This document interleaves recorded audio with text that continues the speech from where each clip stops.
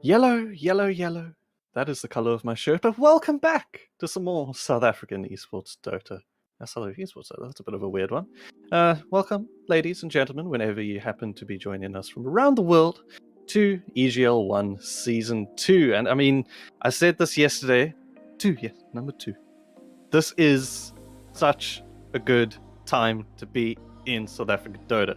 Everything that's going on now with Season 2 is just out of its mind, and I think nothing expresses that more by the matchup that we got here tonight. Exdee Gaming going up against YNROCC Gaming, two of the sort of the powerhouses in the scene as a whole, not only with Dota 2, and a nice bit of a reformation that we're going to see from both sides. So this is definitely going to be a cracker.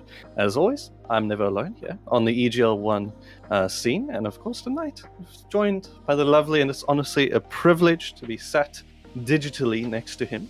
I don't know which side of him he is at me at the moment, but Snare, welcome, brother. How are you doing? I'm good, and I'm quite excited about this matchup because, like you mentioned, it's not just the powerhouses of Dota 2. They become the powerhouses, right? WRG sort of made their way early on. They were the first one to break really onto the scene. XD was trying for a long time to break into that upper echelon, but now they finally managed to do it and have established themselves as a really good team. So it's quite conceivable that not only is this a just high tier matchup, but this could easily be a finals and has been the finals for many of the tournaments that we've had over the last couple of years of Dota 2. So this is probably one of the premier matchups before we get into like the real crunching proportion of the bracket. So I'm quite excited about this. No, it's going to be a sick one regardless. The winner of this going up against Energy Esports in the next round. But let's not get too ahead of ourselves. I want to take a step back, look back at what these two teams have done thus far this year. And together, they've played against each other 3 times thus far. The last one not too long ago, about 30 days ago. And it's been a 2-1 count thus far in favor of Exdee. However, that doesn't give the full story.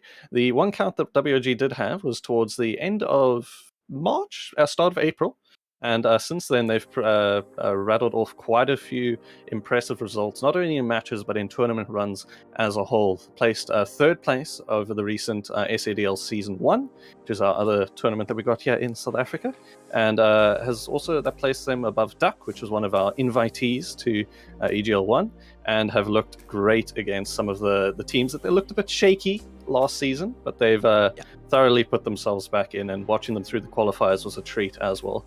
They looked rock solid. I mean, I feel like they've just genuinely not just leveled up as players, but as a team, you know? I think it's one of these things where in South Africa, there's always been issues with growing pains as teams. Like, there's a lot of individually high-skilled players, but forming an actual cohesive unit becomes a bit more of a difficult challenge. But they've been able to do it the hard way, you know, because I think it's also one of these things where you're playing under an organization like WRG, there's heights to reach up to, right?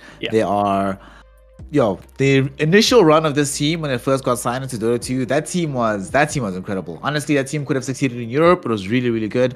So a lot to live up to. And I think it's one of these things where a lot of the squads over the years have failed, not just to live up to it, but have let that pressure get to them. And that's why they perform kind of badly. But this is kind of the first time in a while where it feels like the team doesn't really care. They're just like, whatever. We're a team. We're out here. We're not going to be that WRG, but we're just our team for ourselves. And like you mentioned, it's been working out, right? Like from strength to strength. And we'll see how it actually pans out today. And hopefully, I'm hoping for, in the aftermath of TI, there's always this thing where people will change up how they draft the game, and TI gives a lot of captains a lot of understanding of how to go about winning a game in entirety. So it's going to be one of the situations where it's going to come down a lot to how the drafts pan out, because all of the series between the two teams, despite the fact that XD is favored over the last year or so, they've been really close. It's not like been a blowout in either direction. So it's going to be a lot of strategic positioning in terms of the draft from start to finish. It's going to be like a lot of mind games going into how the victory is drawn out. No, it's going to be like that for sure. White Rabbit has an impressive hero pool that they've been rocking through the year. Mars, one of their nice offlaners, that Milipa, who's, I believe we're saying this right, Milipa has joined WOG in around April, and he's been rocking that quite successfully in the past few months. And then obviously we have Precious Petunia stepping back into that mid lane. He was playing the offlaner for a while when MD was with him. But now back in the mid lane, he's flexed himself quite a bit. Although the likes of the flexing guy is of course Mr. Beren Biceps on XD, and I love the XD guys. And there's one sort of thing that I always touch on every time they play, and I think Reddit would agree with me on this, is their undefeated Darkseer that they have. 12-0 matches with the Darkseer, and every single time it's just a complete I'd say close to a masterclass, if the closest thing to it, because it's such crisp, clean play that you see it. You never expect to. Oh, it's sort of the from TI8. Where's the axe? Where's the Bren Doxia? It's just going to come out any point at that draft, and I hope that we get to see it tonight. It would be interesting if they pulled it out, right? Because then they'd really be betting their entire record on this hero on the line. Because Doxia, let's just say that a lot of the people I talk to have taught me Dota and have schooled me in this thing. Don't play Doxia anymore. This hero kind of sucks right now. It's kind of feels bad thing. But one thing that Doxia does give you, any team that's skilled in playing Doxia very much understands how to coordinate themselves in team fights. And from one of the things we saw from TI was very high skill team fight meta, right? Team spirit. Let's not talk about LGD losing, but I won't touch on it for your sake. I know you're a bit of a diehard there. Pain and suffering.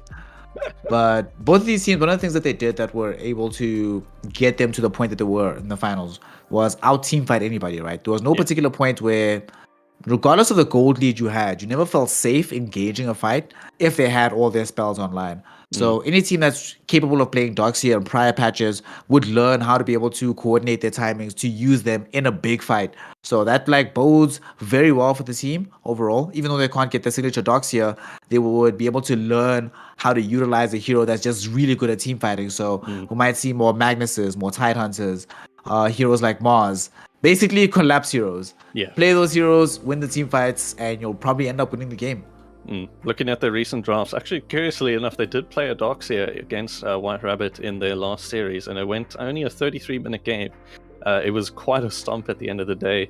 Remedy pulling off a nice 16 kills along with Y's 12 in the mid lane. Y was subbing in for them that time, but today we have the full 5-man roster of Exdee going up. And like you said, the team fight lineups looking that way as Exdee, their last match in EGL 1 against Frostbite earlier in round number 1 of the upper bracket. They drafted a Mag, ET Kunkka. Then they also had a Gyro Legion Commander. Lost the name there for a second.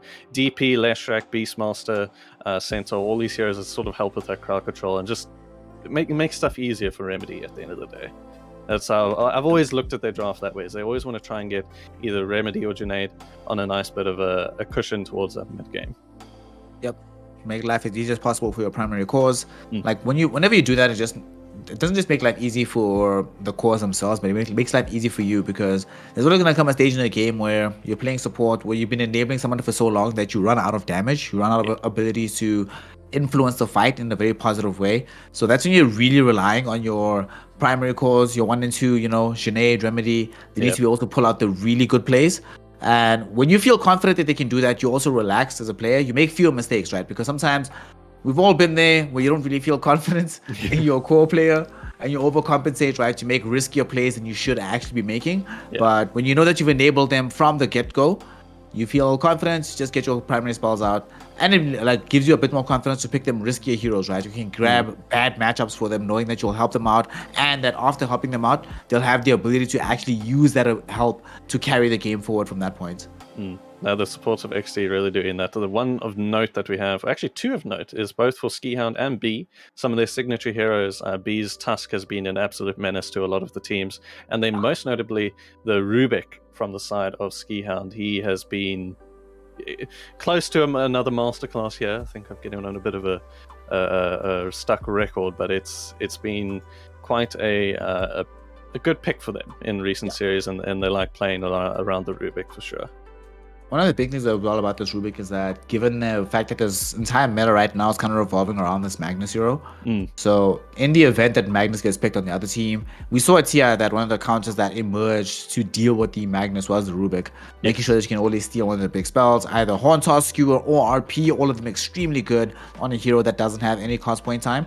So in a game like this, any given time that you know that you have the pocket Rubik, you either force the ban for the Rubik, which is a free ban. Nobody else is really going to ban Rubik for any other situation unless you're playing against this particular team, or you end up in a situation where you get the Rubik, and not only does it counter the Magnus, but any other big AoE teamfight hero that they might want to grab on the team itself. So there's a lot of flexibility that the hero gives you, even if you don't pick it. Just it's going to be in their mind. They're going to be thinking about this hero. It's going to be playing on them. What do we pick, or should we ban this, or how do we go about ensuring that the draft doesn't allow Rubik to be played? But that might also play into the hands of the team, where they're like, well, we prepared for this exact same situation, so now we can exploit the fact that you don't have as big a team fight as you could have just because you're afraid of this Rubik. Yeah. No, for sure. And then I want to switch gears and touch a bit on WRG's side of the drafting side. They've had sort of, it seems like a trend of heroes that they want to be picking and sort of favorites that they go into each matchup that they have. So likes of Necro, Dawnbreaker, Monkey have been some of their recent favorites, just looking at their picks. And then the likes of a Disruptor on their support has also been has had quite a big impact. I believe Repo plays it on the POS 5 there. And he's also... It just helps again, back to that same notion that with this TI and with everything that's been going on, the having that team fight ability and sort of securing your farm goes for White Rabbit as well, 60. Yep. Being able to secure farm.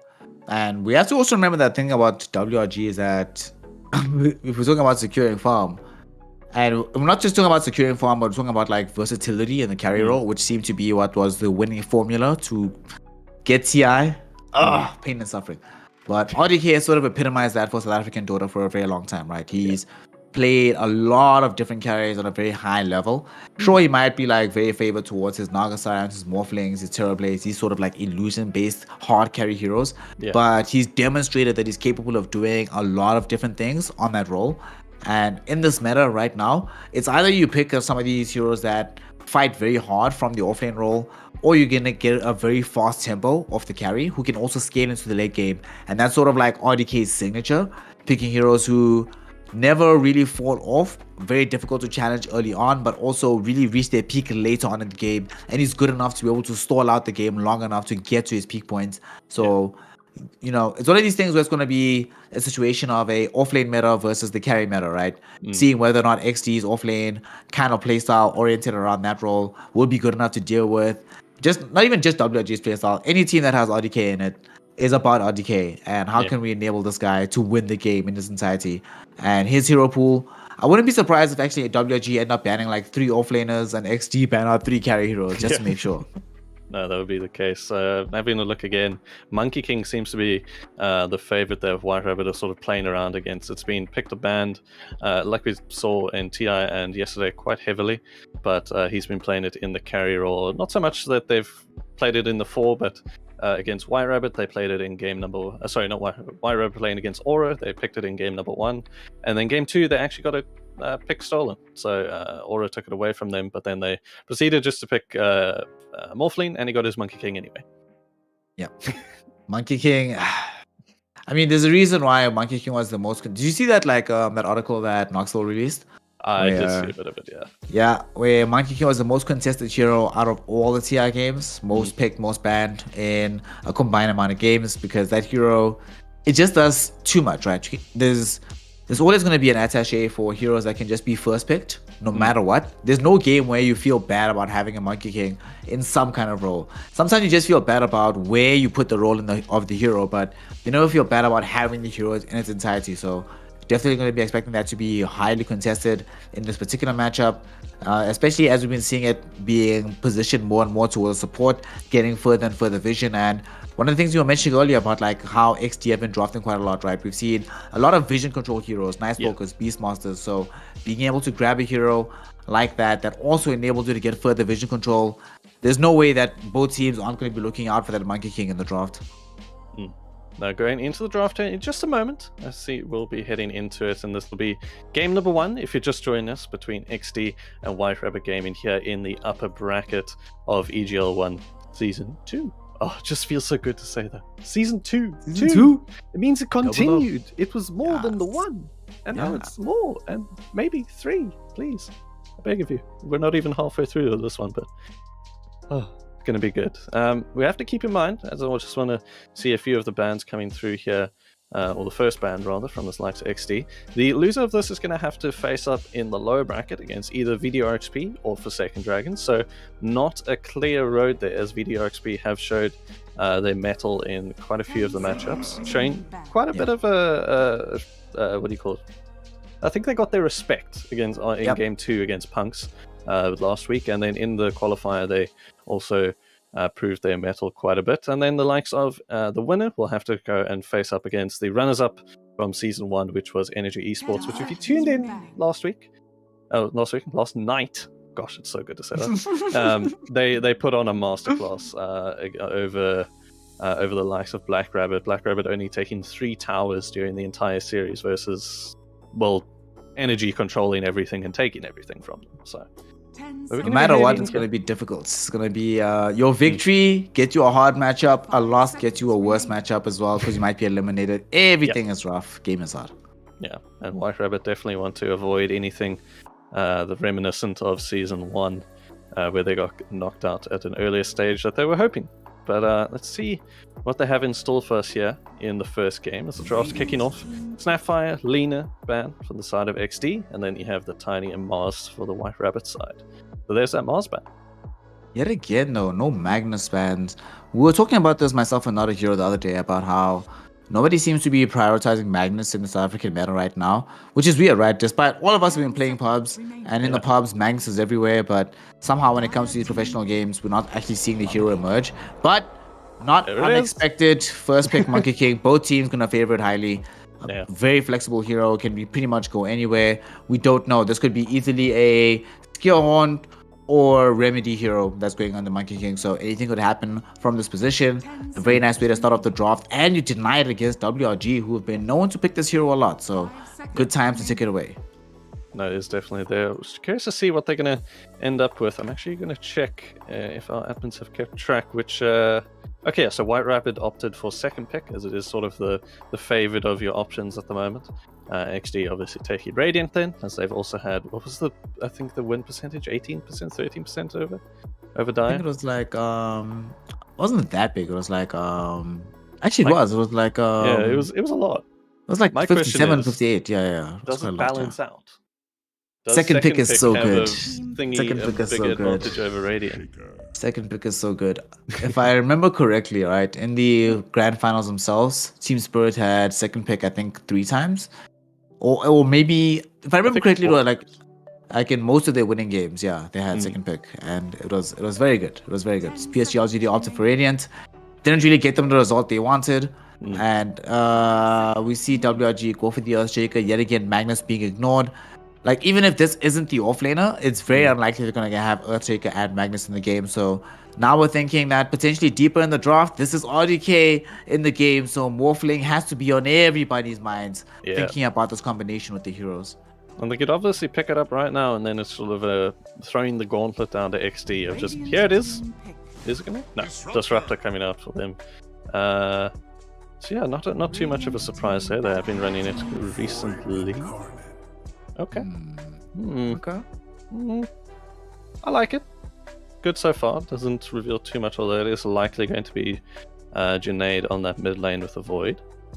Yep. But you do have that nice quick silence, though, that comes out from having the Aghanim, so if they do opt to go the Morph route, you'll be able to pick that up quite easily. Yep, Exdee Pulse seems super good in this game so far. Just being able to get onto the backlines, prevent either of these heroes from getting involved in the fight.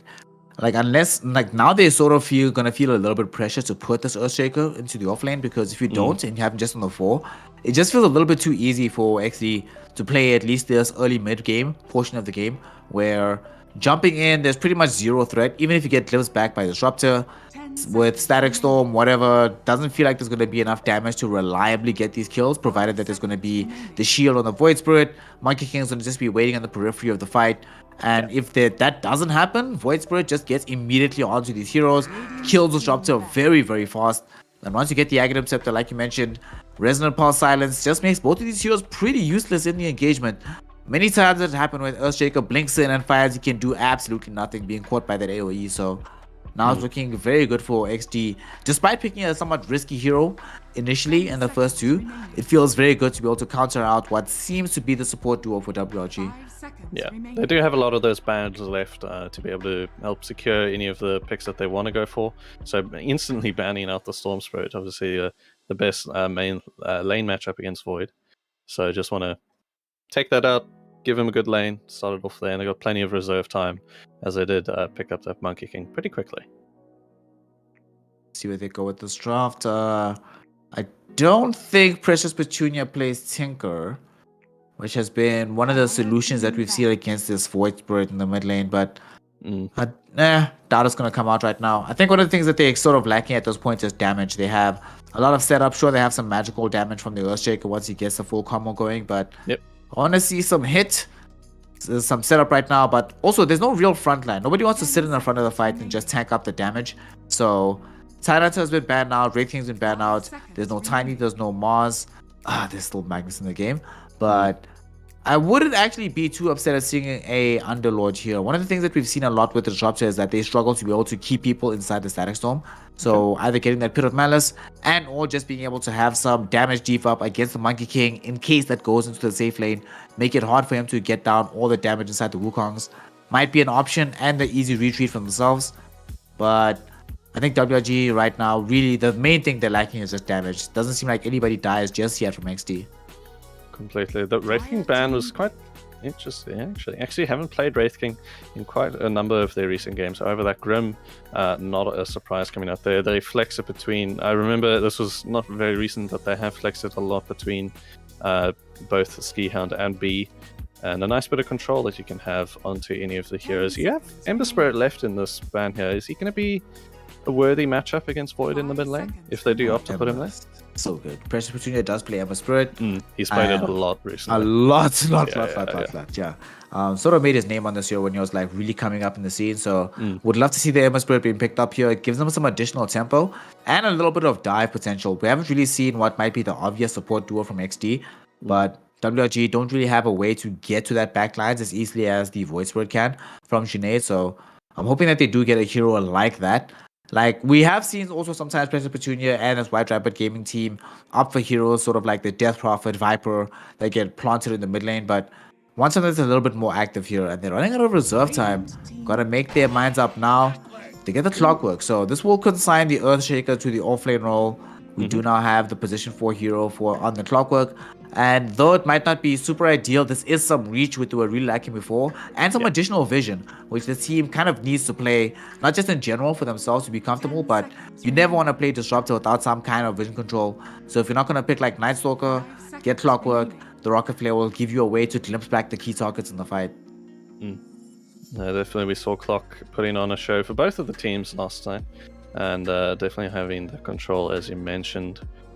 I'm trying to see. I'm trying to pull a not a hero, right? I'm trying to call out the stuff before it even happens. But XD beat me to it. Oh, hold up. Okay, stuff's going quick. I can't even keep up. This is. Oh, I'm All right. this now. Disruptor hating life right now. Oh my gosh. I have to play against Void Spirit and Spectre in one game. Are you kidding me? So pick your poison, basically. Oh. I'm actually kind of surprised about this Invoker pick, though. Yeah. It still feels like, I don't know about you, YNROCC, but it feels like they still lack damage. Where's the damage? What hurts? Last pick TB, maybe? I don't know. Not against a Void and a Monkey. And a +4 Monkey, actually. Yeah. I don't know.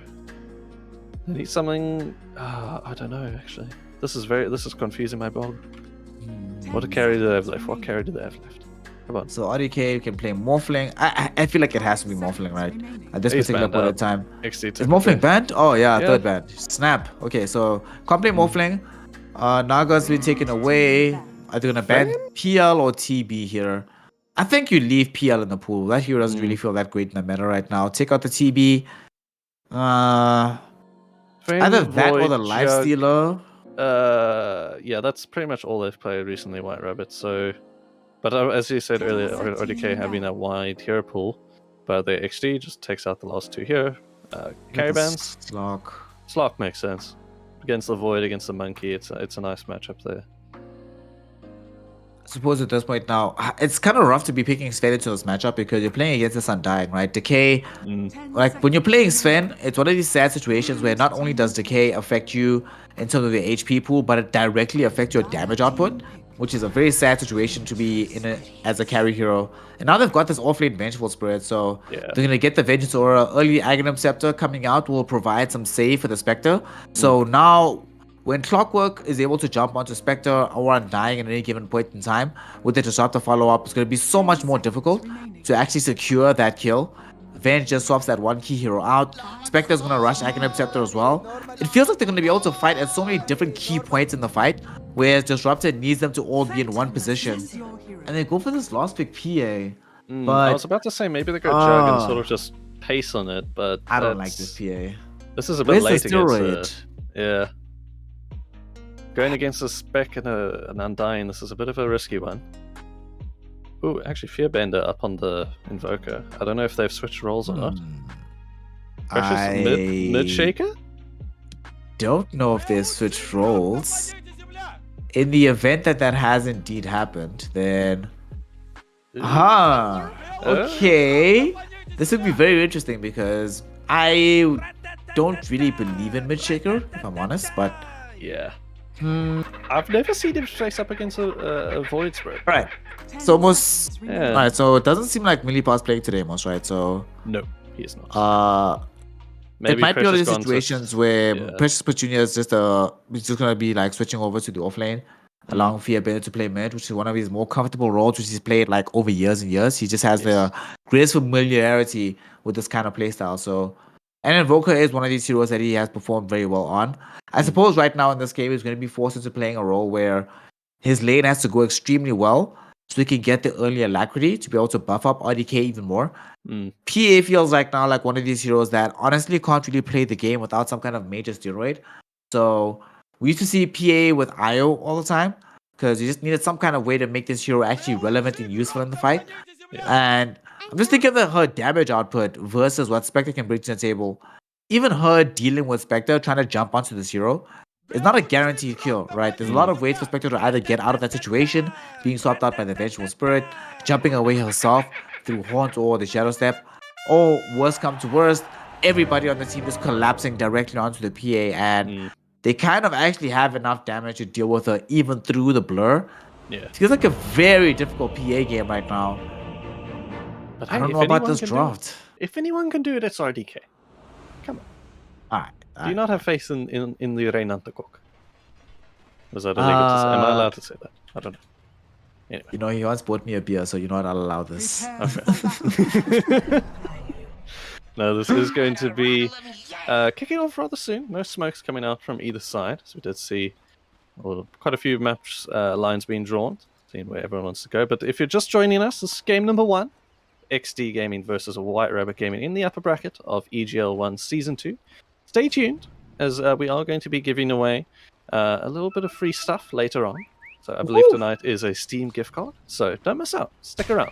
You'll get a chance to get your hands on some nice goodies.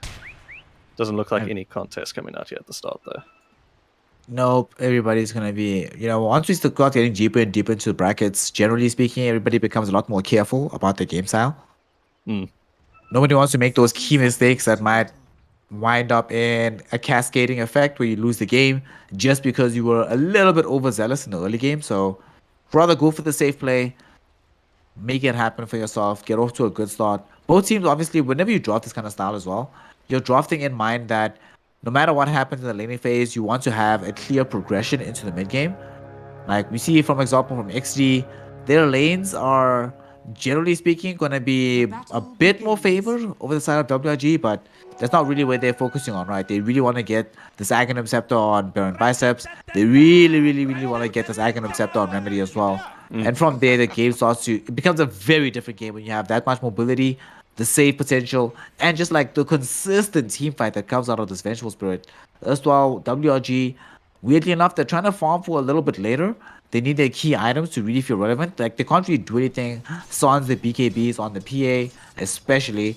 But up until a point, they also have the capability of doing a lot of damage in a very short space of time, but they just can't do it over everybody in the team fight at once. Yeah. We are going to see lanes starting off quite okay for everyone over here. Undying taking a little bit of graph from Precious Petunia and Hannibal. We do actually see this small camp being blocked out again. This was something we didn't see at all last night, but White Rabbit's taking the choice to sort of block it out, keep the lane, pushing to their side with the likes of the Spectre.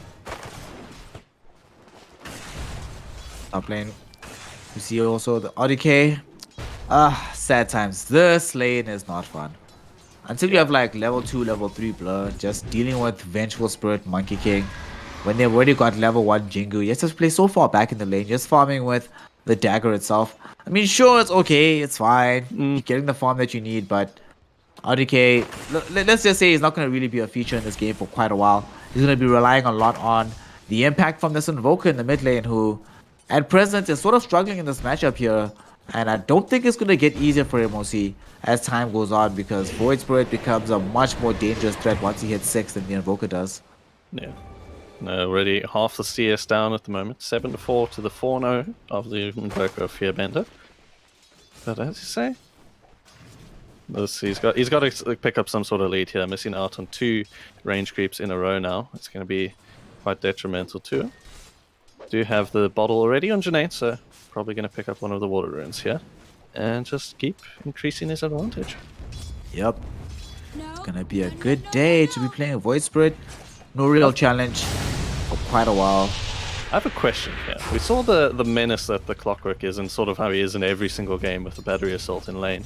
Is sort of the 4 monkey one of the few heroes that can sort of deal with it, as he does have that Jingu, so it's sort of a bit of a threat to Reaper here. Yeah, Reaper cannot trade at all. Like, Monkey King is one of these heroes. One of the reasons we've seen him being the most contested hero at TI is that no matter what situation you put him in, provided there's another hero that can support him in the lane, there's nothing that can trade with him. If he has this Vengeful Spirit nearby him, he's just going to be pretty much immortal, forward-facing in the lane. Anytime you turn onto him, there's always the potential of turning around and killing him. And like you say, Hannibal almost dies, but he's fine. Yeah. He's got one against an Undying. He's fine. That was all calculated. And see now, he's got the decay, so Salve does more damage, does more healing. He planned this. It was all in the plan. He made a lot of space for Petunia.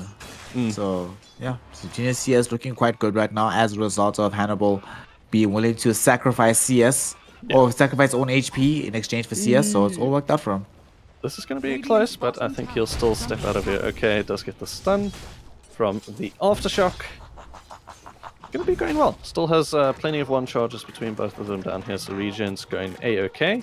Top lane, we did see Reaper taking a bit of flack as Berend and Skihound started running him down a tad. But back up to full and in good health. Can robots have health? I think that do they have just battery life or armor? But this doesn't work. I mean, this is haven't cyborg. you read one of those like tools on your PC that give you a PC and hard drive health? You know. True, as the health of B isn't going to be doing too well. See, like a second down there, that's just on the enchant totem damage coming out from Precious, and the zap of Thunderstrike on the Disruptor. We saw this yesterday again. Halberd had a lot to say about Disruptor, but it wasn't Halberd actually. I'm thinking of the previous game with Duck. Anywho, Disruptor. Yeah. Precious is fine. He's okay. He's fine. Yeah. Undying right now doesn't actually have access to the decay. Already planted out a point into it, so Petunia at level 3, he'll be okay. Yeah. RDK taking a bit of a beating here from Skihound. Oh, is going to miss it. Does he actually have blur? Or was that just a stop loss? He did. Saves him from getting the Jingu Mastery. There's a bit of back and forth going here. No real kills going. Only that 1 first blood down bottom. And Junaid, as we check back in on the mid lane, Fearbender has picked up quite a bit. Only 5 CS down at the moment, so has kept quite even since we last checked in. He's been able to come back quite a bit on Fearbender. One of the things about this Invoker when you're playing on the Quaswex build, very difficult to actually bring down unless there's help on the lane or you have a very kill-threatening hero. No level 6 just yet, only reached it right now, Junaid, so no easy way to put Fearbender down and allow himself to get really, really far ahead. Not one of these heroes like Ember Spirit, for example, who can easily dive onto you even before level 6. Fearbender kind of needs to have a start like this, and we'll see what he starts to do when he begins rotating off the map. But meantime, Reaper almost loses his life in the top lane. He might die here. He's been doing this quite a few times as the Skihound gets the 3 stacks of Jingu onto him. He'll just push him back with Cogs, but not going to work this time around. The Battery Assault keeps Berendo out of the way for a while, and RDK meanwhile is just hitting onto him the whole time. This might turn out in the favor of White Rabbit here, but now the Jingu is coming onto RDK, and RDK level 1 blur. Is this going to be enough? Doesn't look like it. Ooh, does get the jump. Oh, the Jingu gets cut down, RDK. Oh my gosh. There we are. Oh my You're dead. goodness. That was a nice bit of play, going back and forth, back and forth. It was looking bad there for RDK. Then he jumped up, and now he's back in base. Not nice. So earlier on, we saw RDK, and actually we saw Repo outplaying Exdee with the dark vision just behind the tree line, making sure that they couldn't actually see him to get the real kill. And now he tries it again.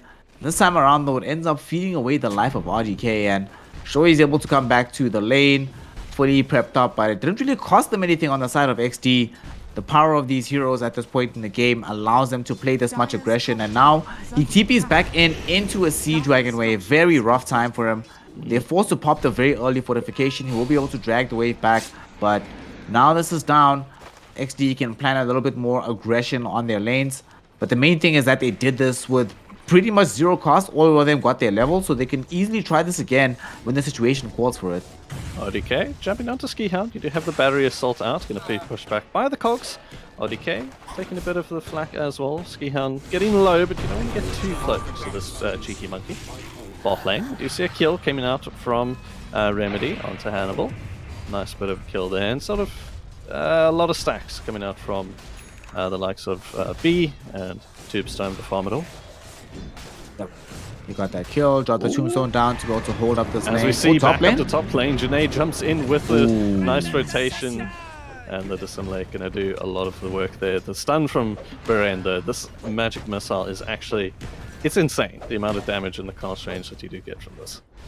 And this is one of the problems with the WRG draft at this point in time, that there's very few counterplay opportunities available, like until they really get going on their level progression. So at this point, Exdee can play pretty much however they want. Bottom lane, they almost lose BE, but he's still alive, he's still okay. And we see how much they're able to get away with all across the map. Junaid not only went top, got the kill, comes back, but still is ahead on the CS matchup, despite having missed like a wave or two in that particular progression, and still has double bounty runes to pick up as well.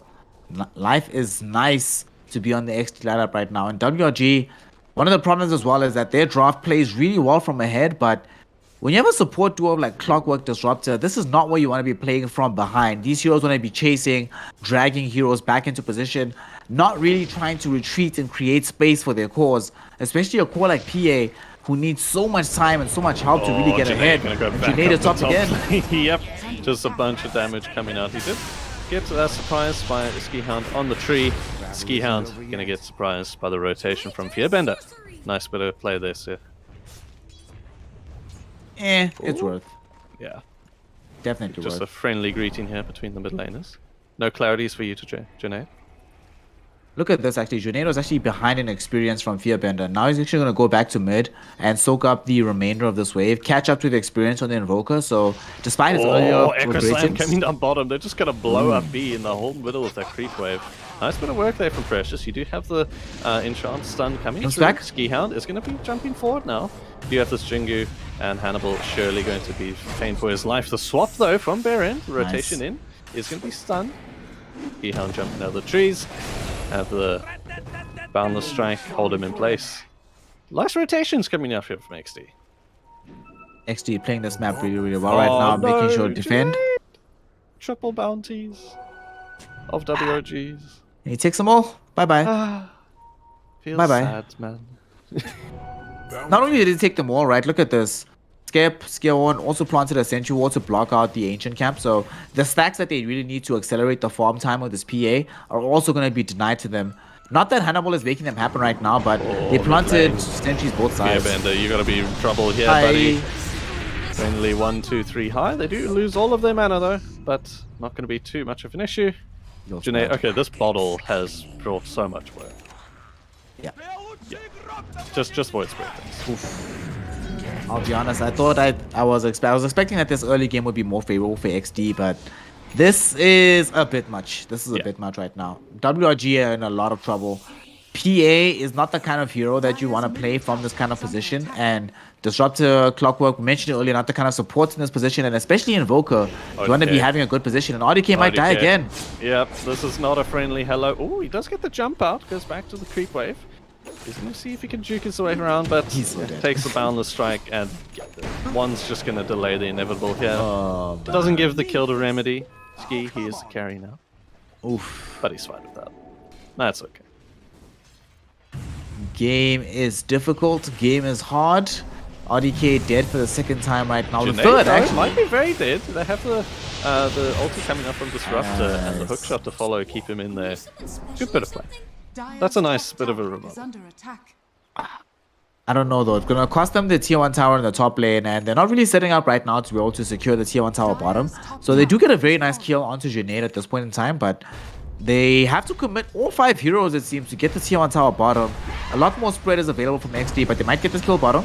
Yeah, this is looking like a good one. Echo Slam is going to be off cooldown in a little bit. Not going to have to commit it for the likes of Barend. And all 5 of the White Rabbit side going on the bottom lane. B is going to pop the Tombstone, just sort of help to delay them out, heals himself up. And this is going to be a 5-1. Actually, Junaid taking in here. Come on. Is this... They have Haunt. They have Haunt. They have Haunt. Here we go. Junaid jumping in, hits the sun on the... Ooh, the Decimate gonna do that. The Echo's gonna come onto both of them. Remedy doesn't really want to go into Odinball. Jumped out with a tornado. The Horn. Oh, there we go. The Boundless Strike is gonna be able to get the kill. ODK though jumping back onto Junaid. Just gonna barely be able to get out from the Dissimilate. As the Clockwork now falling low. Precious also going to go down. Junaid just going to eventually, RDK just jumping in onto Skihound. Does get the Jinga off, going to take a bit of the damage here. Remedy doesn't have what he needs to chase at the moment, but the magic missile. Beren is going to get it. The jump out, not this again. Boundless Strike finally going to come through from the Cold Snaps. Is going to go down himself. The Tornado, I don't know if that missed or if he dodged it. But Fearbender is getting out himself as well. Oh my goodness, WRG.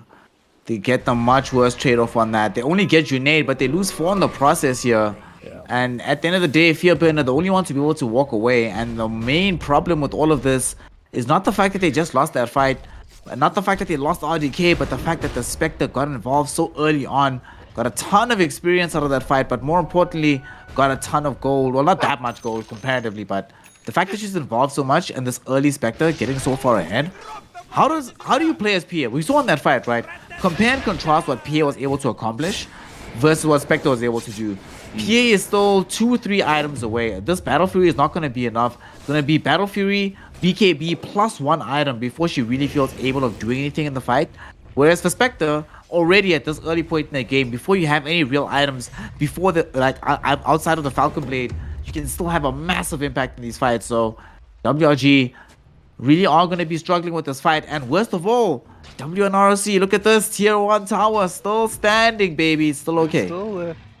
I want to ask, is the difference between there on Remedy and RDK, is that more just up to the heroes? Is this the supports and the mid laners that they have to sort of aid and buff up what they can bring to the table? Spectre's one of these heroes where, provided she's ahead, there's very few cores in the game that can actually deal with her. Skihound, he's going to be caught out here. RDK, this is surely just going to be a kill. The sun doesn't come on, but Reaper, rather, does have the battery assault, and is just going to... That's just an in due time sort of thing. Mid lane, though, Junaid jumping onto Fearbender, does get tornadoed up with start. EMP is not going to hit onto Junaid, but will hit onto Remedy and B. This is the Tombstone committed, though. Yeah. And they're going to be able to clean it up as well, it seems. They're right-clicking it from outside of vision. They forced the denial of BE. That's actually huge. That's a lot of gold that they're going to be giving away, but he prevents them from taking it. But at the same time, now that the Tombstone is down, they protect the tier 1 tower. So for WRG, yes, though they have a long way to climb from with this PA, they bought themselves some time. Because if they lost the tier 1 tower right now, the game would be extremely difficult against this early game Spectre. But as it's going right now, WRG have bought themselves some time, and they did clean up the tier 1 tower bottom. The game is actually feeling a lot more even than it was just a couple of minutes ago, just by these couple of moves from them. I love the cheekiness of B. I don't know if anyone saw it, but earlier he had an Invis Ruin, and he's just sitting in the triangle by the bounty, taunting around with the disco dance. And Precious had no idea he was there. Waited till Precious came to take the bounty and just took it from under his nose. Cheeky man. And I love this ward placement, actually. Ooh, Skip's fun. This is that advantage of the monkey. He's such an elusive +4 that can give you so much vision at the same time. Yep. So annoying. And he does it for free, right? Just like... Oh! The hookshot does actually connect with him. He's on the tree. He's going to pop down now. EMP is surely going to hit you. He gets chopped out in the wall from the Disruptor. ODK has showed up to the party too. You are going to have the Boundless onto 2 of them. B with a bit of the heal as well, but surely he's going to be taken out in due time. You do have the Horn coming through from Remedy. He's just going to blow up the Disruptor at the start. Reaper is also now falling low as the rain pops into the fight, but he's still running around trying to get onto Fearbender here, but Remedy, meanwhile, just going to take out Repo. Gep, what are you on? What is this? What is this?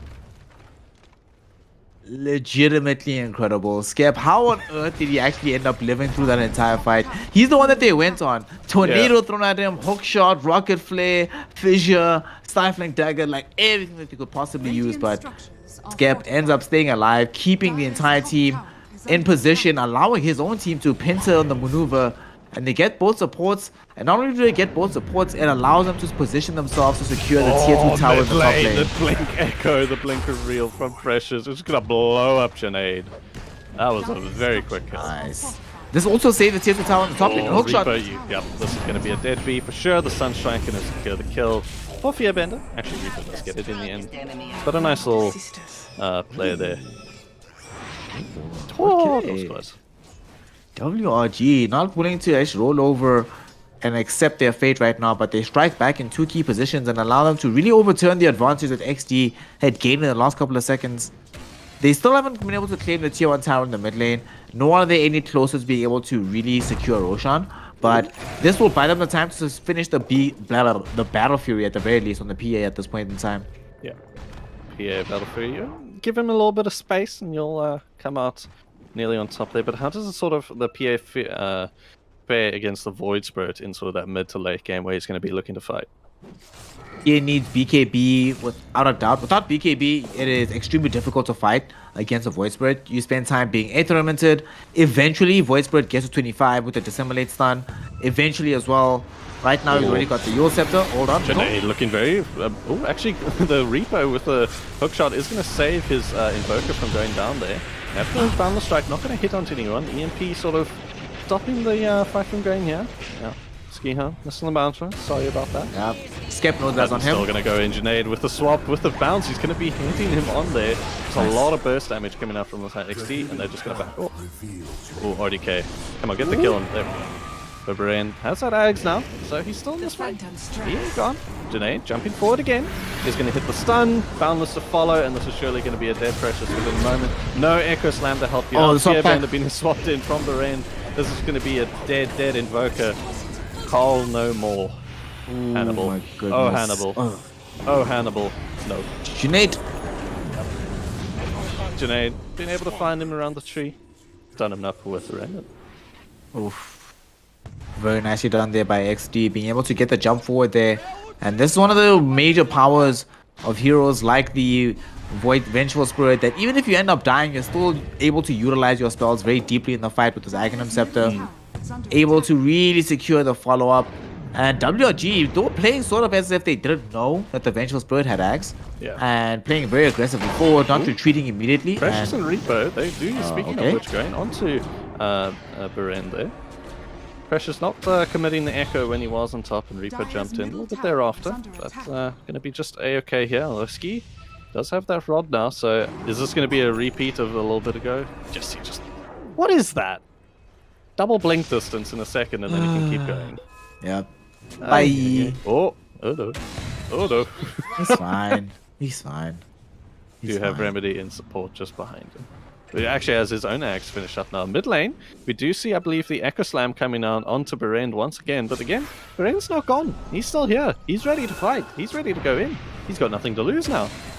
Junaid has everything to lose. He gets put back. The stun is going to save. Ooh. Some late dodge. Oh, RDK though. RDK, yeah. Dice top. Oh, they are going to have the Horn coming through. Remedy going onto Hannibal at the start. Or was that just a Shadow Step? Nope. Repo going to pop to the Dissimulate Burst.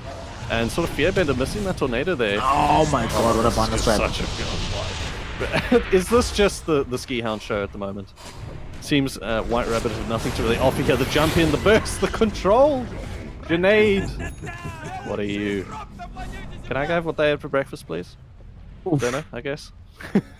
What Exdee had for breakfast is a good draft cereal. That's what they have for breakfast. They put that in the bowl, mixed it all up, and been chewing it all day long, and it's working out for them quite well. I mean, we saw this, right? PA cannot do what Spectre just did right there. Go top with a Shadow Step, kill the opposing core hero, the main #1, and then still haunt in to clean up the rest of the team. Literally impossible for a hero like Pierre to achieve that same kind of feat. Spectre does it pretty much on a whim at this point with this new build that all the Spectre players have been going for. Amazing stuff here from Exdee, and though they don't clean up the tier 2 tower in the mid lane, they got the tier 2 in the top. They're setting up for potential additional pick-off around mid, but even if they don't get this pick-off, with their vision that they propped down right now, they have such a bead on the side of WRG that they can play with perfect prediction of their moves, allow them to get the advantage they need on their core heroes, which they already have right now, but they're just trying to solidify this, right? Junaid gonna finish up this full SMY at this point. Oh, he's actually going the Sanjin Kaya. Alright, even better. Let's go. Sanjin Kaya for the Void Spirit.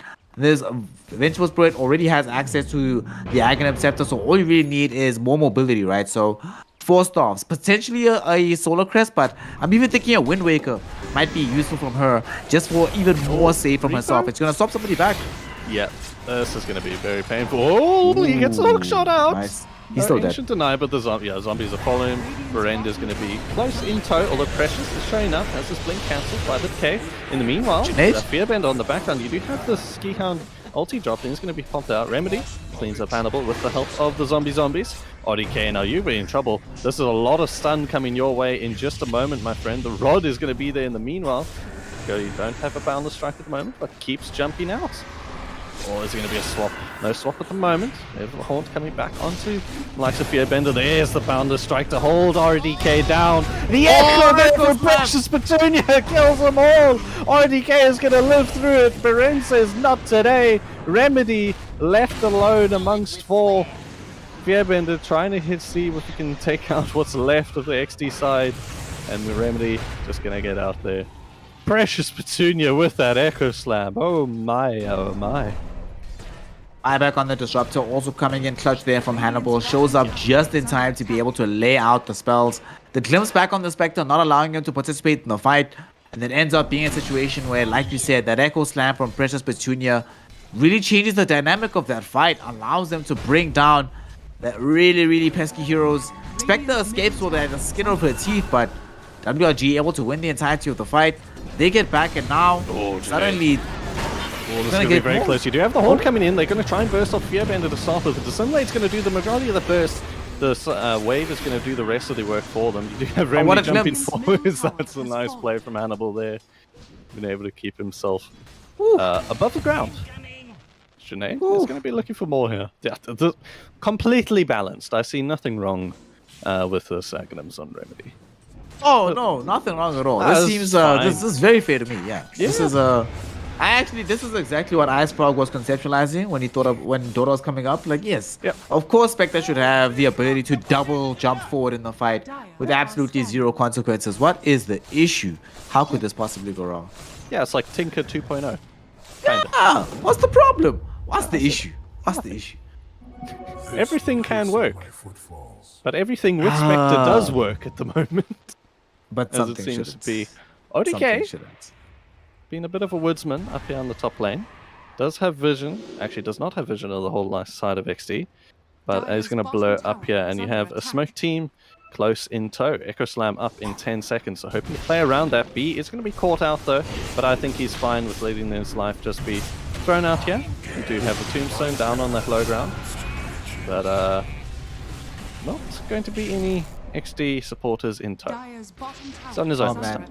This is a painful situation to be in at the moment right now. WRG doesn't have a solo crest. They don't have the full BKB on the Invoker, nor do they actually have access to more points in Exort, so they don't really want to be committing the Alacrity or the Void Spirit, so Roshan a bit difficult to take. Even though they've got a very good timing against the Undying, it would be nice, but it can't really happen. Precious, going to be jumping in. Doesn't get the stun, actually. The Force Stuff is going to save him momentarily. You have the Haunt coming through from Remedy, but it's going to be stuck into the Static Storm. ODK actually is going to be doing a lot of damage. The Dissimulate is going to do so much onto Precious and Hannibal, actually.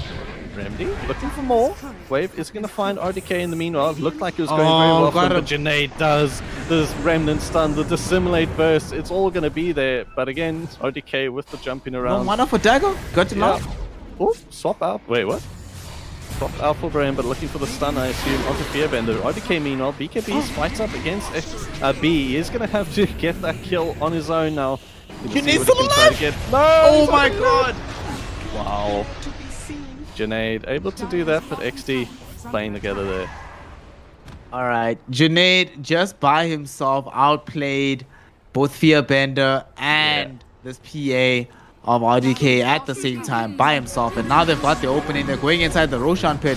Vengeful Spirit respawns right back in position, able to apply not just the Wave of Terror, the additional damage from the Vengeance Aura. They can take this Roshan very, very quickly. WRG could not achieve the same.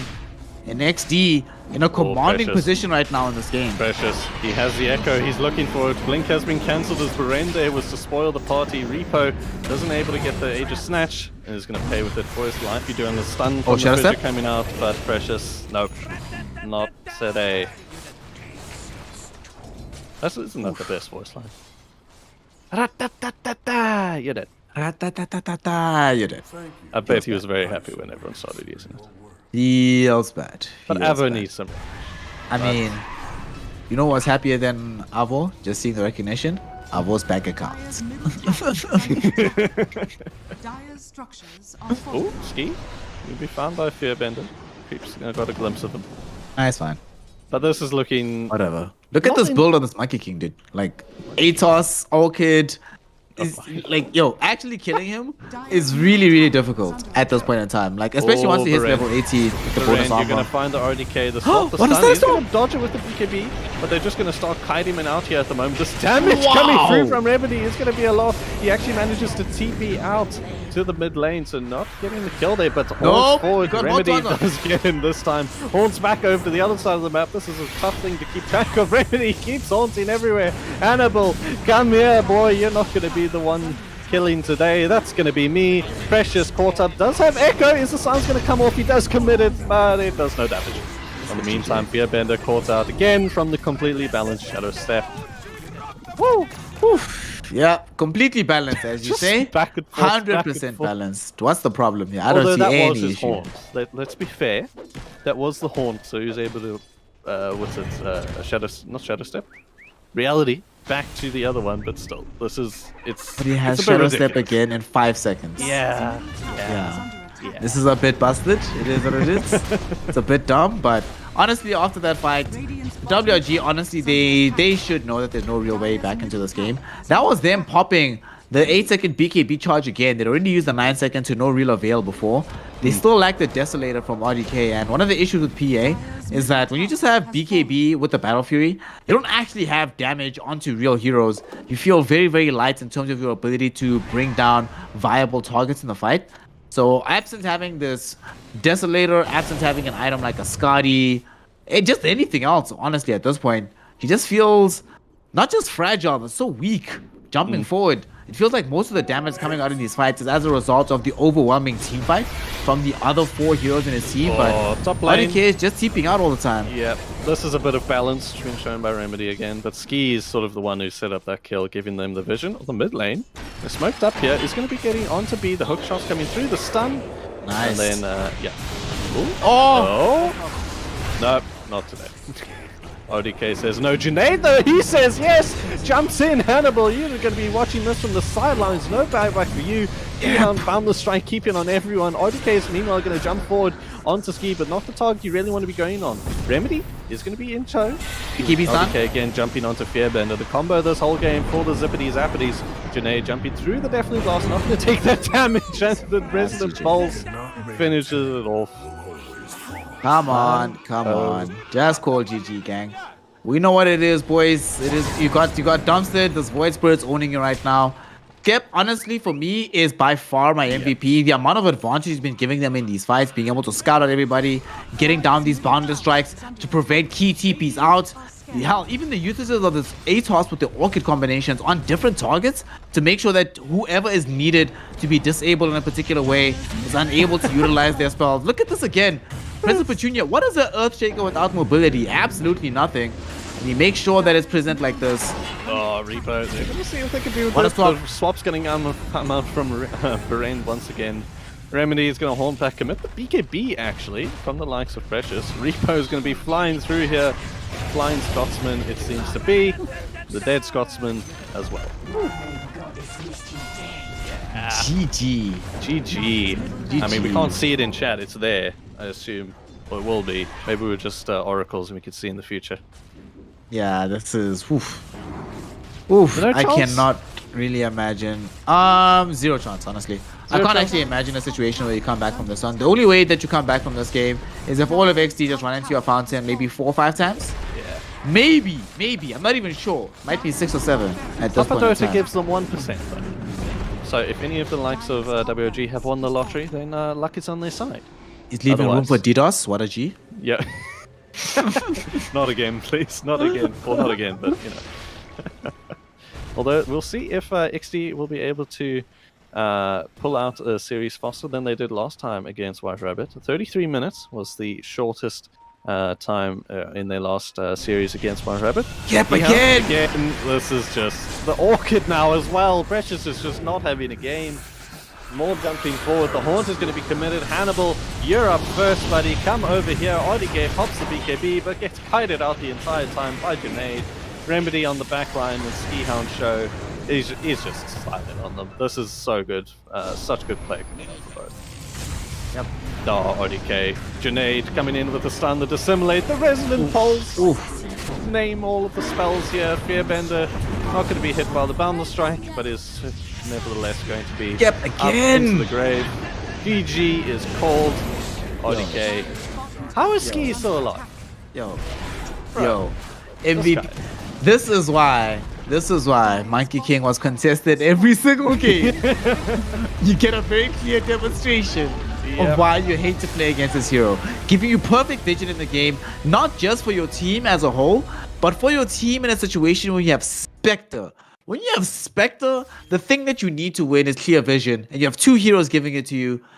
Between this Monkey King, this Vengeful Spirit, and that bonus vision makes it very easy for Tombstone to be laid down, right? Because often Undying would find himself, like a lot of games you see Undying being picked to give you vision. You plant the Tombstone down, gives that flying vision in a good area. He doesn't need that flying vision. He already has it. So the Tombstone just goes where it can do the most damage and force the most disruption onto WRG. Impossible for them to fight. Junaid also just going in, just playing out of his freaking mind today. 13, 4, and 16. Are you kidding me with this performance? But also, all of this was in service of the primary carry. Compare and contrast what PA was able to do. 7, 10, and 5 versus the Spectre. 15, 0, 29. Untouched the entire game. Because how could you ever get to her? There's permanent vision advantage from the rest of the lineup. There's permanent skirmish advantage between the Void Spirit and the Monkey King. And more so than that, you can just stay back, wait until someone's about to die, haunt in, kill them all, fight's over. Nothing a WRG can do about it, because by the time you get there, Static Storm is down, Echo Slam is down, the Tornado's used, the Hookshots used. What else do they have? Easy game. Nothing. They got nothing. That's why they got 0 points. 0-1. Or 0-1 going to a White Rabbit. Exdee taking the first game here. Don't go anywhere though. As I mentioned earlier in the game, we do have some nice free stuff that we're going to be giving away, and is of course a 250 Rand Steam voucher that we'll be popping over to one of you. Bit of money anyway. So if you want to pick this up, all you got to do is join us on Twitch. That is twitch.tv/evesportsza if you're on YouTube or such. And if you are on Twitch, log into your account and be sure to type in EGL1. So that is EGLONE, and you'll be entered into the draw for that 250 Rand Steam voucher. Maybe you win. It is only available to South African residents, so if you are joining us internationally, we apologize that this isn't available to you.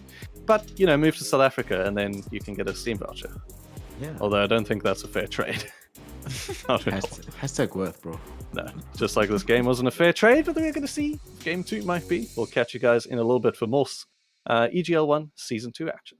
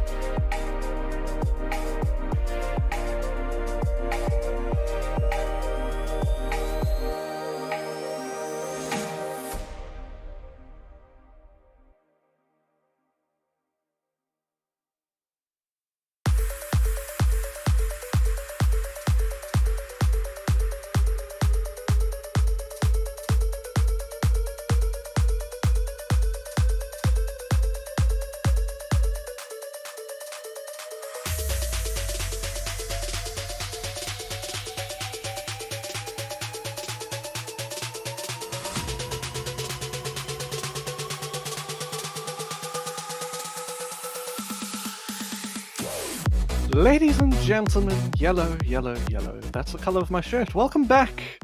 You like that one? That's a good one. It's wonderful. Good joke. I'm stealing it from my uncle. Uncle jokes, anyway.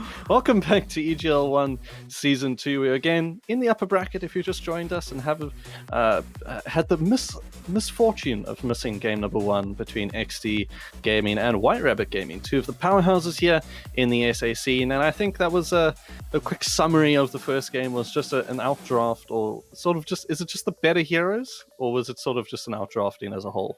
Bit of both, right? Better heroes. I mean, part of our drafting is also picking the better heroes in the meta, not just heroes that you're comfortable with. And it felt like WRG, in some respect, were highly reliant on heroes that they just felt very comfortable with, rather than the heroes that are very good, right? Like PA, it's not like we haven't seen PA win in Dota 2 right now, but the occasions where we've seen PA do really well, it has Magnus on the team, it has Io on the team, there's an Ogre on the team, there's other ways to make this hero actually become good. But just heads up versus Spectre, that pretty much went in this patch right now. Very representative of what would happen most times in that matchup. So not really a surprise that we saw the result that we saw. So WRG need to switch it up, do something different. And not they've already done. Bye-bye, Monkey. Not Monkey King. Good job. Whenever I see these first bans, I'm always thinking of the the Harry Potter meme where he's waving at the back of the train. I think of Dub from like, do you remember like Dub SCBC2? Yep. Like, yeah, bye-bye. Bye. Bye. All right, so Rubik Band. This has to be a Magnus pick. This has to be their morning Magnus. Come on, let's go. Give me... Tide. I mean, it's still fine. Still a big AoE team fight hero. That's the kind of idea that you want to ban Rubik against, right? To deny them the ability to take away that big spell from you. Especially when we know for a fact that Exdee, if they can get Rubik in that kind of situation, they will. Especially when there's no Monkey King to be picked up in that position as well.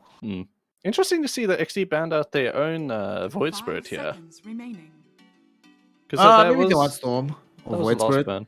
True. Oh, it's the Ember Spirit, sorry, yeah. That might be the option for them. Okay, they go for the mag. Yeah. I mean, it's free now, right? Yeah. There's no Monkey King or Rubik, so there's no Rubik to deny you ability to be able to function in the team fights, nor is there a Monkey King to affect you in the laning phase. And sure, WRG were able to remove the support Rubik and support Monkey King from disrupting the Tidehunter lane, but it's a much bigger deal that Magnus is in the pool. There's that big counter initiation. We've also seen how useful Snapfire can be as a source of counter initiation. Sure, it's not a big stun, but if this hero sits far enough back and just throws in the Morty's Kisses, every time you initiate a fight, though you have the stun initiation and though you have the positive lockdown that you might seem like in the fight, you find yourself having to retreat every single time because it's just taking so much damage as you're trying to make that initiation. No, Snapfire has had a good record with Exdee. They haven't played it too much, and it's been quite a while. Around 6 months ago that they last picked it up. But like you said, it's this good bit of synergy that you have with the mag, and I believe it was your matchup with Duck and V-Drop, sorry. The way we saw the Snapfire just sort of being a very nice pseudo counter to the Nagasar, and I made a little meme of it myself. Yep. The Naga songs and Snapfire all in the background just pops it off and kills off your supports. The Weaver pickup. Pulse4? Or RDK hero? Pick. They're not sure yet. I don't think they know yet, actually. They're probably going to wait for this until the very end of the draft to decide where this hero actually goes. One of the main issues as well with the way that the draft is trending at this point in time is that the Snapfire, whether they play it as a 4 or a 5, I'm thinking probably going to be a 5 position in this game. Yo, if I'm playing off-lane Tidehunter, I don't want to really see Snapfire in my lane.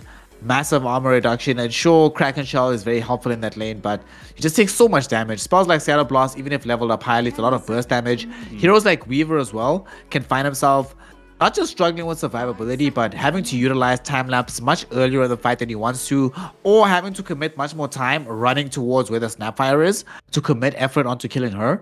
So that delays a lot of the time that you could be spending killing core heroes. Like, as a result of the Snapfire, honestly, I'm pretty much feeling this has to be a support Weaver.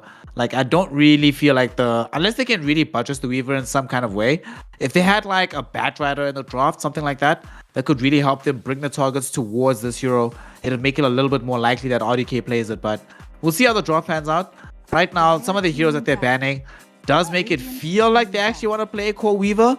Storm Spirit gone, Puck gone, heroes that Yeah. really affect and impact Weaver a lot in the core role. So this might be RDK deciding that he wants to really go for the slippery one. Being a cheeky little bug at the end of the day. I'm sure he isn't himself. ODK, of course, if you don't know too much of the SA scene, has been... He's sort of he was the aforementioned... Well, not aforementioned. What's the best way to describe it? I wasn't here, but the legend of RDK. Yes. He reigns supreme. You know what RDK is, right? RDK is South African burning. If you're a fan of Dota 2 and you want to understand RDK, think of burning.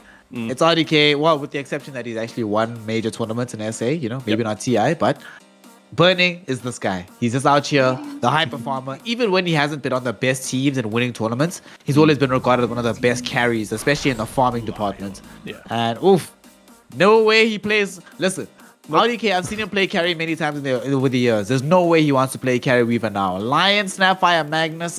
Sorry. Hannibal, this is your hero now, boss. I'm playing something else. Pass it off to you and see how you can do it. The thing I've always liked about doing the possible Weaver is even if they're gonna you can't really ignore him at the end of the day because he does so much damage just from his innate Sakuchi, the bugs, and then the time lapse, or not the time lapse, sorry, the double hitty thingy. The Gemnet attack, yeah. There we go. And then even when you try and commit all of these spells onto him, if he gets tanky enough, so if he maybe has a Spirit Vessel, if it's the game for it, and his Angst just giving those raw stats as well, if you don't kill him, ulties, try again, and then you've wasted all of that utility. It's sort of the same thing as a Puck. Even if the Puck isn't doing much, if you're going to try and kill him, you're taking resources away and allowing to free up space, like you said. And to make matters worse, if you don't kill him and he gets the early Aghanim Scepter, then he's just resetting the fight for whichever person you might be going on instead. So just really complicates matters. And right now, XD don't really have that much reach. So if one of the reasons I actually want them to transition this Weaver to a support, if they play it core, he has to get further forward in the fight, thus allowing him to be vulnerable to this light initiation with the Snapfire Magnus. But if he's playing support, he can sit further back in the fight, sort of wait and pick his positioning for when he's going to go in with the Sakuchi to time-lapse a key target back. It allows him to be a lot less vulnerable in the engagement, provide a lot more utility, and not really grant XD pretty much free kills every time in the initiations of the fight. But now, this Hoodwink comes out. This is also another flexible hero because they could decide to run this for Fear Bender in the mid lane, or they could keep this as a support hero. But we'll see. Next pick decides that, okay, here's the Fear Bender hero. The Ember Spirit, not that many counter matchups on the other side. Sure, there is some hexes from the Lion in particular, but right now, WRG can allow this Ember Spirit to play a very good game. And if he gets also a good start, he can actually set up for a lot of kills, a lot of ganking and killing squads all across the map. Yeah. None of all of those traditional counters really taking out the Storm, the Puck, and the Void Spirit, of course. So the Ember does fare well against the Void, but the the Storm sort of has his way with him. It's always nice seeing the metas when it gets into that time where all of the spirits are sort of good in their own right. Earth Spirit sort of being left to the sideline. It's like meme of the kid drowning. But it's nice to see because it sort of gives a bit of style and a bit of finesse to every single game that you're gonna watch. It's just not a farm fest like some other MOBA in international scene. I won't say which one. You know, we won't say which one. You know, they might be paying our bills soon. So you know, blasphemy here.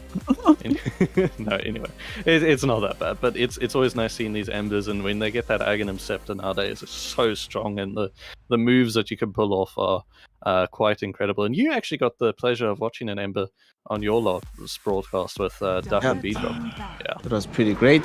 Didn't work out in the Ember's favor. There last time as well. Oof, yep. And this is Elsa, one of the better heroes against Ember Spirit in particular. Being able to chew through that Flame Guard, don't really care about it whatsoever. Keep it on as long as you want, just not going to lose all of your HP. Yeah. They have enough magical damage from the other heroes to be able to deal with this. And to make matters worse, this is one of the best matchups in the entire game against the Tidehunter in the laning phase. Going to be a pretty impressive lane for their Remedy doesn't have a very tough time in the laning phase, doesn't have a tough time in the mid game, provided that he ends up buying BKB or at the very least gets a very early Aghanim shot. He's going to be very, very difficult to kill for WRG. And in fact, if he can get the early Aghanim shot, like with the early 20-minute Roshan, then they wind up in a situation where he can skip BKB, honestly, and go for more aggressive items. And at that point in time, the tankier he gets and the more damage he deals, WRG will be sort of stuck in the same situation they were stuck in game 1, where they can't fight directly into Remedy, always forced to run away. And you will find that trying to run away against Magnus and Lion right now is not very fun. No, not fun at all. It's also a nice bit of synergy. All the three of the heroes go well with here. So Lion gives that CC in lane. The Snapfire helps with the slow and also a little bit of gap close. And then Mag is just the natural. It's Mag. It's what Mag does against any sort of melee hero. But quite interesting. Well, it is a good matchup, like you said. But Exdee had pretty much free reign on any of the cores that they really wanted to pick, these melee cores for the carry role. Only the likes of the Tiny, the Monkey, Sven banned out before they picked the Ursa. So nice bit of the scene that they're going to go, okay, here's our hero, free pick. Let's go to an early night of bed. Very good pick, I think. And WRG banning Kunkka and just profit from the mid lane away from Exdee. Exdee do need some kind of anchor hero to be able to play from that role. So now I'm thinking what's left? DK from that position? Maybe Doom to be playing from the mid lane. I don't think that we've really seen them utilize it all that much, Exdee. But some kind of hero like that that's just very tanky, very strong, that can just play from the mid lane without dying. So they also have the counter pick. What you thinking? How's a Necro mid here for YNROCC? Did you stick the Ember on safe lane?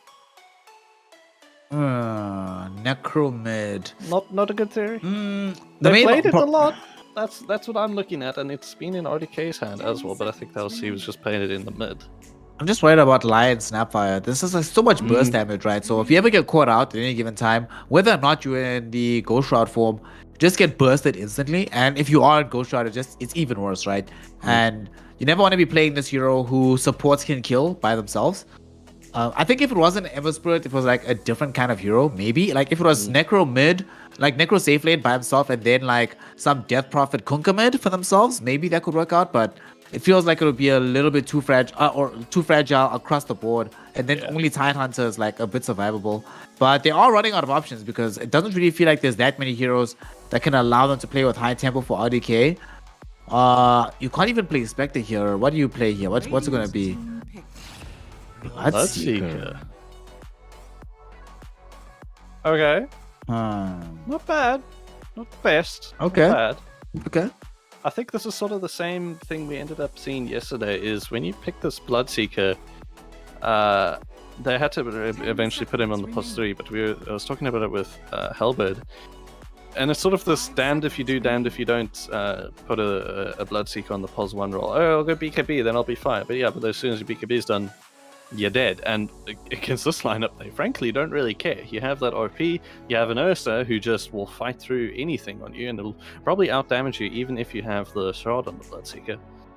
So, to make matters worse with just flex. BKB, it has to be the +1 though, right? Like, I can't really imagine this Ember Spirit really having a good time in the laning phase against this Magnus. And now they picked this YNROCC for the mid lane, so this actually now might force them into a situation where even if Fearbender is playing the Ember Spirit, they might want to do something different with their lanes, because not the easiest lane. Sure, you do have the Flame God, but pretty much a flea lane at the end of the day for Junaid. RDK, no matter what happens, he's always going to be feeling some kind of pressure, right? Like you mentioned, if he gets BKB, there's RP, there's Ursa to just shoot through him. If he doesn't, because he's playing safe lane Bloodseeker, right? He's not playing from the off lane, so there will not be an early purchase of the Pipe of Insight, for example. No easy way to get to the Gleipnir early, so he's going to be suffering a lot of damage early on in the game against his YNROCC, unless he goes for like some S and Y. Just feel like such a difficult game to play as Bloodseeker. All of these heroes can also just stand their ground and just fight you, right? Very few of them really want to fully run away from you until you have BKB, then YNROCC Magnus maybe run away from you, but even then it feels a bit tricky unless you have additional items on top of that. It feels like he's sort of in the same trap as he was in game 1, where he's not really ready to do anything against this lineup unless he's 3-4 items into the draft. But by the time he's 3-4 items into the draft, Exdee is going to be probably at the same pace, even further ahead. They've got this Magnet to be able to give the empower to Ursa, so he farms faster, Magnus farms faster. YNROCC is just YNROCC, does his own thing. Feels like, yet again, a very difficult drought for WRG to play against. I'm also thinking of it from YNROCC's perspective, why they'd go for the Bloodseeker. I'm thinking maybe, okay, let's rupture the Ursa or the Mag, sort of hold them in place as the Ember and the Tide jump the rest of them, sort of make it into a favorable advantage for them.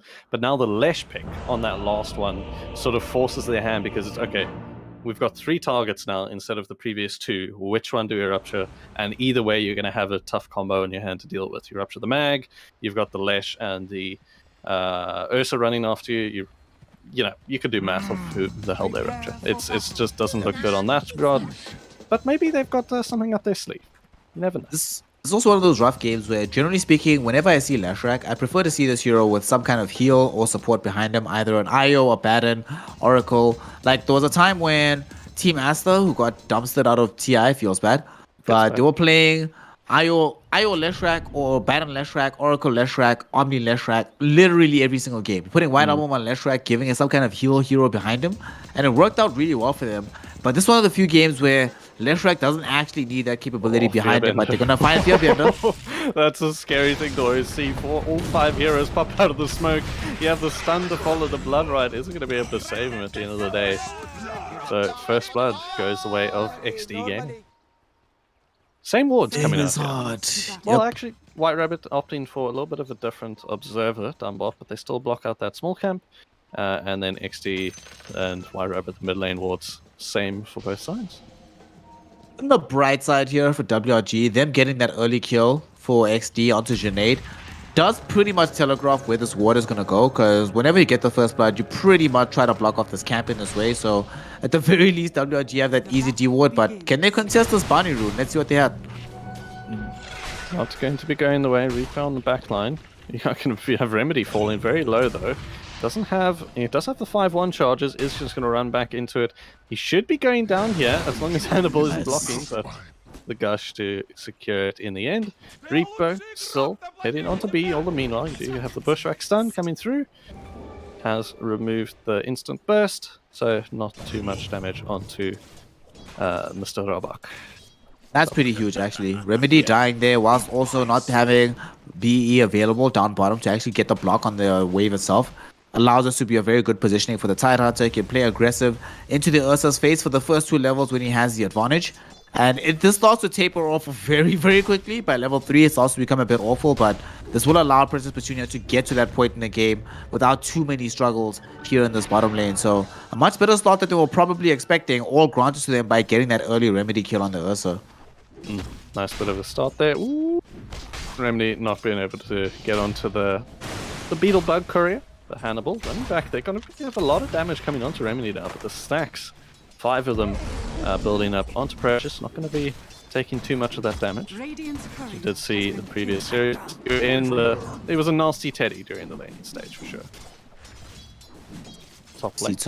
Top lane, RDK, Bloodseeker. This is the one positive thing about this matchup, is that there's literally nothing they can do to actually muscle and zone him out of this matchup. Unless RDK plays very, very poorly, he should actually never die in the top lane. So gonna wind up having a pretty good time, free farming for the most part, and should be able to get off to all his key items. The one unfortunate drawback though is that he can't zone out the Magnus from doing his own farm either. So Burn Biceps should be able to get off to a very good start. We've seen a bevy of different Magnus builds. He is seemingly going to be going for the Empower. So I don't know if he actually needs the Empower in this matchup, honestly. He should just like tank the fact that RDK is going to win the matchup. Or rather go for Skewer so he can set up for later. But for now, it's still going to be okay. And he actually might get ran on now without the Skewer. And this is kind of why I prefer this at level 2. But Fearbender dies middle. Yeah, Skihound made the rotation. I saw him running up there, but I thought he was just on a little bit of a warding mission. Comes into the mid lane and gets that nice kill onto Fearbender to start it off. The boots and taunting away, back to full health. Junaid, this is a dream start for him, actually. Amazing start here for this YNROCC. He was even up on the CS, but now he winds up in a situation where they get the kill on the Ember Spirit, so he does have the experience advantage. Will crack level 4 before the Ember does. And this is a pretty good place to be for Junaid, especially in a situation where He doesn't necessarily need the experience advantage, but he does definitely need gold. There are ways between Bloodseeker and Evesports to get quickly on top of the Leshrac.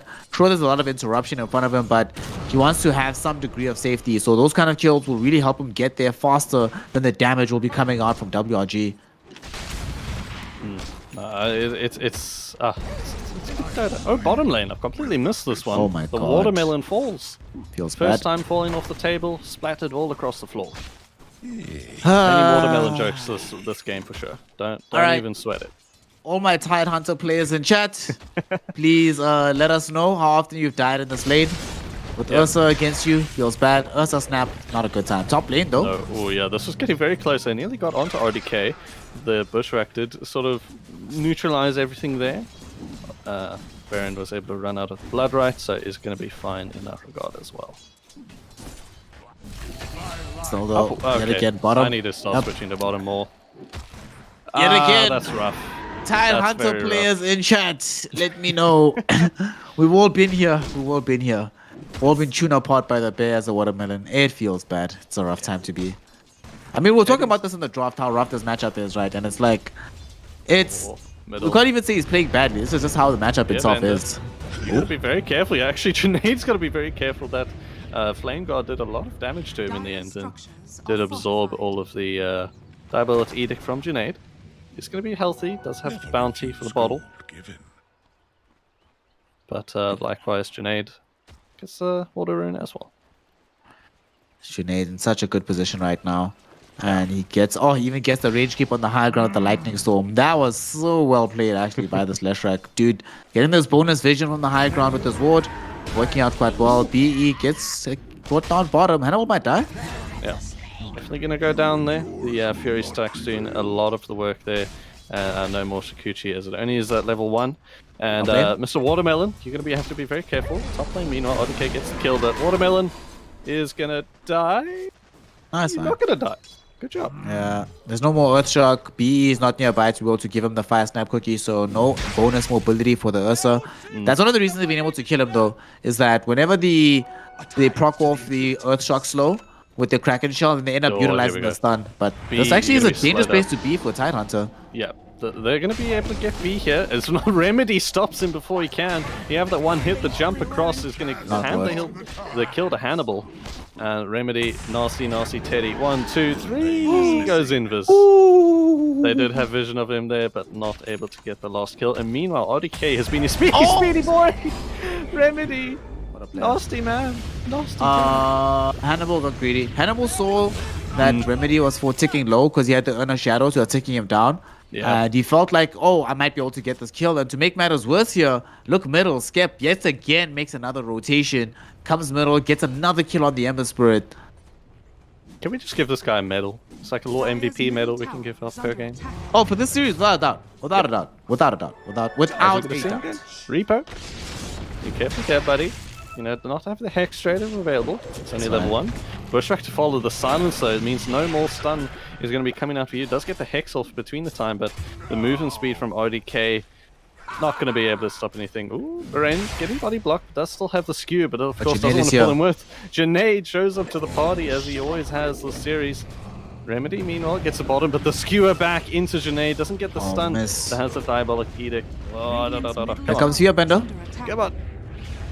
Oh, Ember, wrapping around the backline. Full mana, full HP. This is going to be quite the easy kill as long as they can get onto him. There we go, the Bushwhack stun onto the tree. The Bloodright isn't going to hit you. Junaid is a speedy man. Popping out the ult, he's going to try and do what he can. Gets the kill on the Repo. He's going to try and get what he can onto Fearbender. The stun comes onto RDK. Isn't enough and gets that bit of the heal. Although all the meantime, Remedy got 2 kills while we were watching top. Literally everything that just happened top almost doesn't matter. Actually, no, not even almost doesn't matter. Literally doesn't matter, right? Because the entire time this is happening, Ursa not just got a kill onto the Tidehunter, they got the kill onto the Weaver as well. So that's an additional death on Tide, another death on Weaver, more gold towards the Ursa, sitting very pretty at the top of net worth. I mean, RDK is going to kill Magnus almost. Oh, he's actually fine. Yeah. But as it stands right now, this Ursa, we're taking advantage of all the skirmishing in the top lane. There were so many heroes sharing all this gold at this early point in the game that none of them were accruing that much net worth, but the Ursa not suffering any such problems. Ski. He doesn't even have finger yet, and he's getting all of these kills. Again, Skip, Yeah. relax. Dude, it's only a game, bro. Chill. It's only a game. Why It's you only a have to be game. so Why bloody you have good? to be mad? Oh my word. Skip is styling on them right now. He's actually going to style again. Find a There repo we go. here. Repo. Not today, Mr. Squirrely Man. He's going to be skewered back under the tower. Dude. Gets the last hit. Yes. All right. Yes. Yes. All Yes. right. Yes. So let's just take stock of what Skip has secured this game, right? So you can help them secure several sorry. kills on I'm Ember. watching a dirty watermelon. Uh-oh. Swapped Eaten by out a of the bear. store. Ooh, the warranty's going to expire. Nice This one, one. he actually He's fine. misses a He's fine. hit. Yeah, he's fine. He's fine. He had that one shot as well.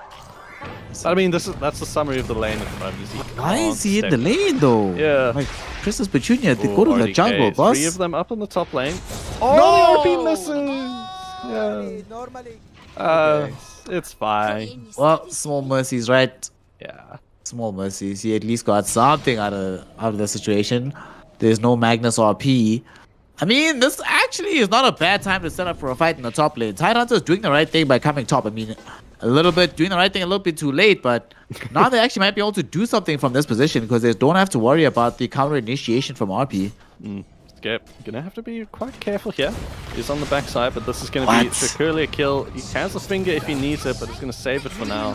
Gets the kill into Reaper, and Tidehunter being run down here by Junaid. He says he just TP's out in the middle of all of them. The Rupture's gonna come out. He's gonna be RDK running onto Junaid. The Watermelon's gonna fall. All the meanwhile, you have the Skewer coming out, but that's just gonna bring them with you to your grave. Fearbender shows up to the party, and B surely gonna go down here. No, come, okay. The Root keeping him in place. No more TPs out like Skip did. Remedy, only Skip is allowed to do that kind of thing. Yeah, only Skip. No one else allowed to TP in front of 4. Illegal. Exdee don't care about this though. They lost 3 heroes in the top lane, underneath the tier 1 tower, you know, that push. They didn't manage to knock it over, they got it beneath off HP. Actually, they should have just, you know, they had Junaid there, should have just hung back, finished off the push, but doesn't in the grand scheme of things really mean all that much because of how far ahead this Ursa is getting right now. Look where he is, 800 gold up on the Bloodseeker, about to finish his Diffusal Blade. And Bloodseeker's already getting involved in the fights. Remedy doesn't have to do so. It's an even game, like on positioning on the map, and they're ahead in terms of overall gold without him actually having to do anything. So once he starts getting involved, it doesn't feel like WRG will be able to do anything because it's not like they're winning these fights overwhelmingly. They're drawing even or losing for the most part. So once XD have the full complement, feels like it's pretty much curtains for them, especially because they haven't even really been able to utilize his RP missed the first time around. Yeah, we're going to have Brain going for the mech build to start off, so not rushing that Blink Dagger to start, but I mean, they have enough means of starting the fight here, and White Rabbit sort of has to run into them to do their fight regardless. So a little bit of a pause, so we did miss that, game number 1. But welcome to South African Dota. Now you're really here. Yeah, I mean, it didn't happen at the very beginning of the game, right? So we messed up a little bit. True. Need to do something about that.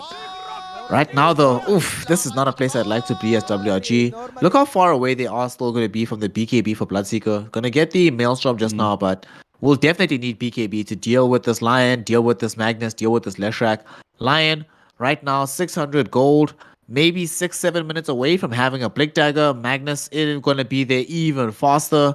And that's going to be precipitating the progress towards the Aghanim Shard. At that point, the game just becomes extremely difficult for all of these heroes. Then they're just pretty much relying on the Tidehunter. And Tide in this game, it feels like he doesn't actually have the luxury of rushing the Blink. Like, they probably do need a Blink on him, but they need Mech. They need Pipe even faster than they need a Blink Dagger on this hero, which means that they have a harder time taking these team fights than they'd want to. Definitely is going to be quite a tough one here for the White Rabbits to pull this through. But we'll actually question, do XD have a mascot? We got the White Rabbits. They need a mascot. I think this is about that. There was a random tournament that we did maybe like 4 or 5 years ago where we created a mascot. I forgot what plush toy it was. Reddit, if you're in chat, please remind me. What is the plush toy? Was it a cow or something? I don't remember, but there was a random mascot we made for XD for that tournament. We'll bring it back. I want to see the XD mascot. I want to see it. Come on, you need someone to cheer you on, even when the game's going in your favor. Smoke up from White Rabbit here, 4 of them. Gonna leave Reaper down in the bot lane to farm. I don't like this. Yeah, Where's the damage? They don't have any items right now. Like the smokes, I don't know what it actually gonna end up achieving for them. They're gonna run into this Magnus at this point, but Third Biceps is pretty beefy. Has the full mech going towards us, Blink Dagger. And even if they find him, like, okay, there they go. They got him, but do they get this kill? There's a start. I'm going to have him silenced up. This might be a kill at the end of the day. Fearbender helping out with the damage. And Ski, are you going to TP out in front of everyone this time? Doesn't matter, Surely because look what he's doing. He's distracting them Yeah. from where the Roshan is. Big man is being taken down. Teddy Bear is going to take out the other big man. The big man. Now we got Oh, outplayed. I mean, it's just your support, but here's the Teddy Bear running in. Janaid is going to show up to the party as well.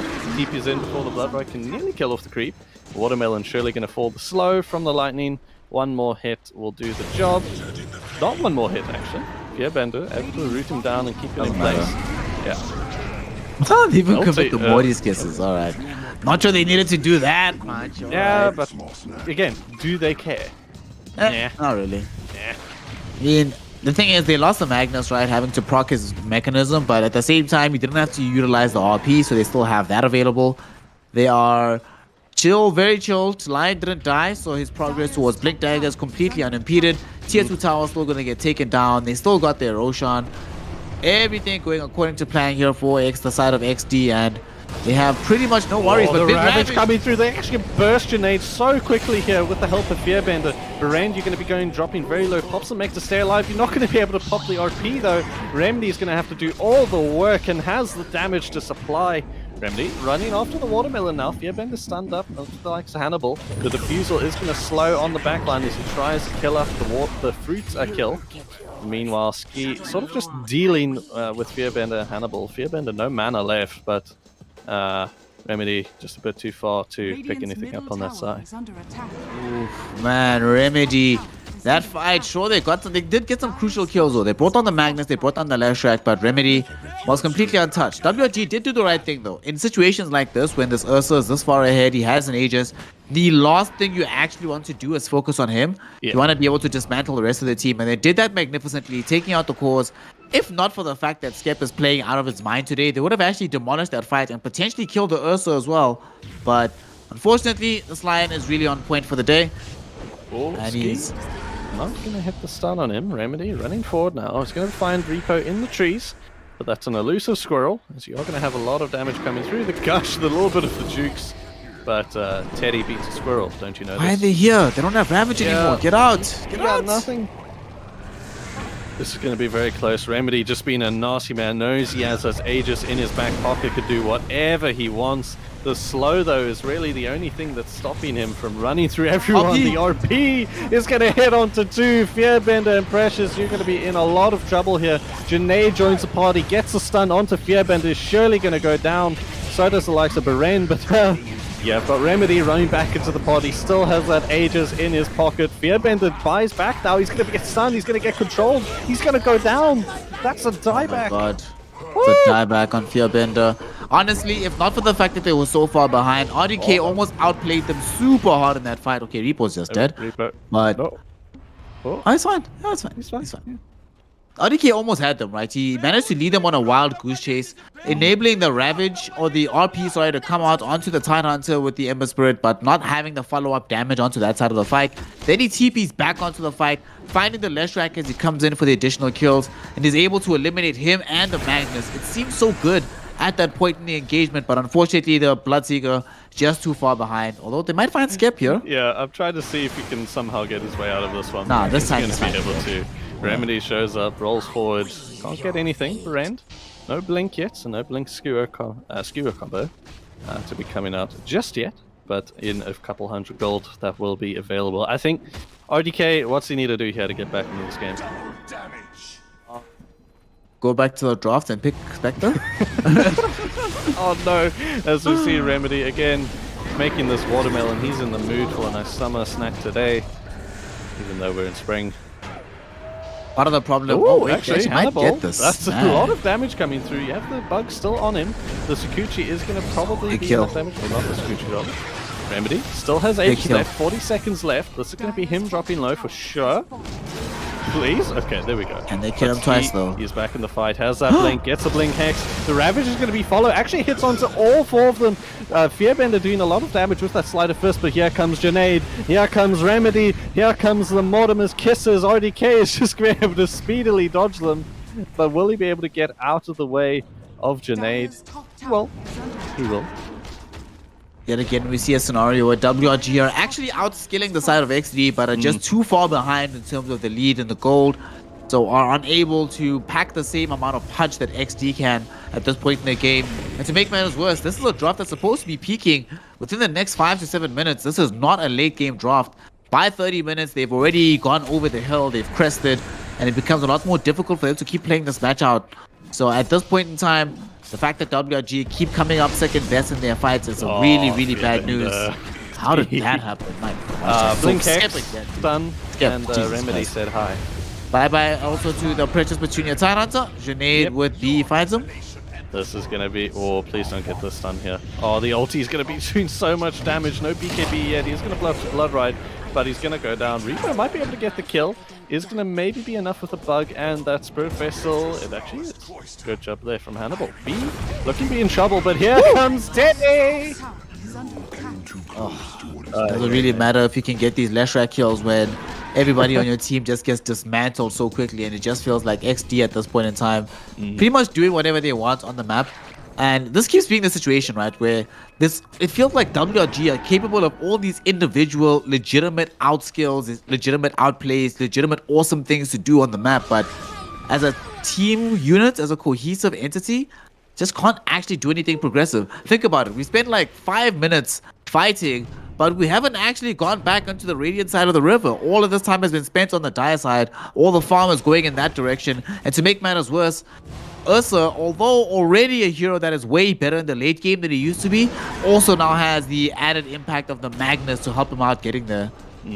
Now this is looking very tough for the likes of WRG. We'll see if Remedy is going to maybe find Hannibal here. He has got that Blink Dagger up already, along with the Basher, so maybe a lucky first hit bash, and someone's surely going to be able to drop there. But in the meantime, we do have the winner of our giveaway, and it's actually a familiar face, at least for the side of myself. Oh, you have the skewer coming out of lots of minutes and winning in just a second. That is that time lapse used though. For 70 seconds now without that precious ability. Not precious Petunia. Feels kind of pointless though without having the Aghanim Scepter. The Hannibal can only save himself, but they picked this hero to save others, and now they can do nothing to save this high ground here. YNROCC, we're gonna have an early Rax, it seems, even without this Aegis being online for Exdee. Sub 20 minutes here, knocking on WOD's door, but maybe not the Heaven's door yet. Copyright. Oh, Barain just gonna miss the skewer. Nice little jump out there from Reaper. It's going to be a bit of counter initiation here. You do have the Ravage coming forward. It's going to hit onto absolutely everyone. Remedy does pop the ult though, so he's going to be a little bit tanky for this next while Fearbender is going to be hexed up and a lot of damage coming through. Precious, you're going to be bursted down by Junaid. In the meantime, the magic damage shredding everyone apart. The finger from Ski is going to be enough. Junaid. RDK's in trouble. RDK here. The stun is going to connect. Bloodrite isn't as well. He's going to be falling very low here. The wand is going to be enough. Ski gets a hex onto Hannibal. I think maybe look for the kill onto the bug before they move onto the Bloodseeker. Ooh! Right call. There we go. Okay. Yep. And this is just going to be a nice little click down. And everyone is dead. Much better fight though for WRG. They managed to actually take out the 2 primary cores. Ursa and Leshrac both gone. And the big thing about them being dead is not just being able to get the massive gold bounties, especially on the Ursa set, no push, but being able to keep the... Yeah, exactly. No push available. This Magnus is going to try his best, but there's a limited amount that he can really do in trying to force these buildings forward. And Fearbender, the jump forward with the Remnant is going to be there for now. And Berend, yep, just going to leave him be, but they just TP out as they did commit the chains earlier on, and then Ravage to stop the TP. Not that he'd committed for... Would he commit it for B? He wouldn't. Nah, no points, yeah. No points. Anyway, back to our giveaway winner. It is a familiar face, as I said, so all TZ. Congratulations on winning the giveaway. So that is the 250 Rand Steam voucher going into your pocket. So please reply to our admins, and they'll be sure to send it over. Nice bit of extra bit of your pocket as Remedy is going to get an Aegis in his. And that shard, more specifically. Yeah, now this is looking bad. Yep, Not and that they're it wasn't rounding the before. corner towards Aghanim Scepter 2 on him. And this is where it gets really dangerous. Ags with Aghanim Shard. Yeah, that game was fun. Very enjoyable. Nice to play against, you know. Nice to play against heroes that don't even need to buy a BKB. And all you can do is actually try to stun them. Because we've seen that the only times I've been able to get these kills is when Remedy as well as Junaid are honestly overextending a little bit. So yeah, here we go. As we're saying, Pressure's going to have that dispel from the... Oh my god. Okay. Remedy, I'm going to have to take a point off of whatever the hell we keep points for, because you've missed quite a few of these last hits on your Ursa today. It's not acceptable. Not acceptable at all. Oh, you have the skewer in onto Hannibal. No time lapsing out of this one. Going to be taken down quite easily there. Maybe his argument is that like he's last hitting all the heroes because he has 20 kills in this game here. No, that is true there. But he's missing the last hits on the hero. See? Oh, the RP, Fearbender, you're going to be wrought right into the fight. The Hex to follow it up. The Ravage, though, even bigger. Hits onto 3. RDK, you're going to run in, try do what you can here. Remedy's just running forward. Still has that Aegis in his pocket. The Ski Hound is going to blow him up with the Finger of Death. Repo, meanwhile, Hex stopped dead. No more Squirrel. Oh, Remedy! He jumps forward. The Blink, the Bash, the Stun. Everything's going to be going down. White Rabbit, this is surely the end of it. And yep, they call it GG. We'll see you guys in the lower bracket. Maybe. We'll see White Rabbit in the lower bracket. The double skew! Okay, come on. Kill them now. Oh, okay. No, that was a nice bit of play there for Exdee to close the game out. Nice combo. From, like you said, White Rabbit had those moments where they were outskilling the likes of Exdee, but just too far behind at the end of the day. They get that Ravage, but what of it? They don't have the damage to follow it. Feels like so this is now 3-1 for in the contemporary series between the two teams, and 2 games in a row that Exdee were really able to comprehensively outdraft WRG. Everything that WRG needed to do in their lineup, needed to do with their draft, completely countered out by the heroes that were presented by the side of Exdee, and not only picking the right heroes but playing them in the correct fashion as well. And I must say, like Skep, Remedy, they came to play today. They came to play. They really came to play today. Inspired by TI, they were out here. We saw some incredible situations from the laning phase onwards. Not only were they able to keep the lane in a dominant position from the jump, but utilize that to transition into a very high scaling game for their primary core hero without having to drag down the rest of the team's farm or the tempo of the rest of the lineup, allowing them to play very fast. I mean, this game, it didn't feel like it was a fast game, but it was 23 minutes. It was not close. It was not quick. It was not long. It was like, yo, we got your number. We got this. We're finishing this off in a heartbeat. Incredible performance from Exdee. I'm very impressed by them. Exdee going up 2-0 here in the upper bracket. That's going to send them through to round number 3 of the upper bracket here, EGL 1 Season 2. So they match up against Energy Esports in 2 weeks or so. So that's the next time we'll be seeing them. But White Rabbit now going to be sent down to the lower bracket. And they're going to be matched up against either VDRX, I keep saying VDRX, but V-Drop or Forsaken Dragons. And you'll be sure to catch a couple of those lower bracket matches next week on Tuesday and Thursday, so don't miss out. They're going to be sick games. I can't wait for Aura Frostbite. Like, Aura and Frostbite. That's it's just, I'm not going to spoil it. Come watch. I'm not going to tell you how the game's going to go because I don't know. But come you got to see it yourself. And you got to miss when you see that, you still got to come back with the upper bracket of Sin 5 with the Face It Boys. Dota and Die taking on his old gang that he brought to glory. You know how hype that's going to be. It's going to be amazing. It's so good. I'm waiting. I've got the memes prepared for that match. That's I've got a catalog already prepared on the various scenarios. But nevertheless, we're going to have Energy and Exdee as well in that upper bracket. So, I mean, thank you for everyone who's watching. This is exactly what we want to see here in the SA Dota scene, and it's been a pleasure not only to watch the Dota, but of course Snare, casting alongside you, was looking up to you not long ago. So being side by side, and I still see you above me, but being side by side. We are here. We are together. Yeah, man. But that is going to be it for tonight. Do you have anything else to say, Snare? I think you've given your praise to Ski, you've given your praise to Junaid, but any tips from WOG? Draft better? Or I can't really say that. I don't have the merit to say that. We've seen WOG draft better before. I think draft more. It feels like right now, I've seen drafts like, I haven't necessarily seen drafts like this exactly, but I've seen every player on WOG play these heroes before and play these heroes in similar kind of positions. So the only thing I can say about the team is that, like, sometimes you find yourself unable to really. One of the reasons sometimes you find yourself unable to break into like a championship category is not because you aren't good enough, it's because you aren't pushing yourself past your own comfort level enough. So I think that's for WRG. The only thing it feels like for me is, again, like we saw in this game, you mentioned it, we saw them outskilling it. They clearly have the ability, they clearly have the temperament, but everybody else, they've been doing this same thing for too long. People have their number, and sometimes it's trying to figure out a different kind of number, bring it forward. They're clearly good enough to do it. They just need to be able to figure out how to bring that forward. And then they'll probably be back into grand finals again, and then everything will be fine. It'll be all good.